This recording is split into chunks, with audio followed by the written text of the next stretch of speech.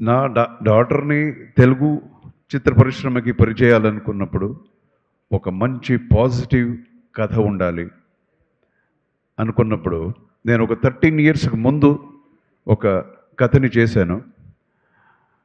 అప్పుడు only one లైన్గా ఉండింది. అండ్ దెన్ వచ్చి నా డాక్టర్కి చెప్పాను. చెప్తే చాలా బాగుంది అన్నారు. అందరూ టెక్నీషియన్స్ అంతా కొంచెం డిస్కస్ చేసాను, చాలా బాగుంది ఇది అని. అండ్ దెన్ కూర్చొని ఈ స్క్రీన్ ప్లే చేయడం జరిగింది.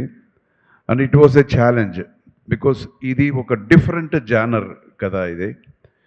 So I wanted to give a gift to my daughter, అదే సీతాపయణం. అండ్ యాజ్ ఎ డైరెక్టర్గా దానికన్నా ఒక పెద్ద రెస్పాన్సిబిలిటీ, ఒక మంచి చిత్రం ఇవ్వాలి జనానికి. చాలా రోజుల తర్వాత నేను సినిమా డైరెక్షన్ వేరే చేస్తున్నాను అని చాలా with you know full heart and soul, నేను మాత్రమే కాదు, టోటల్ మై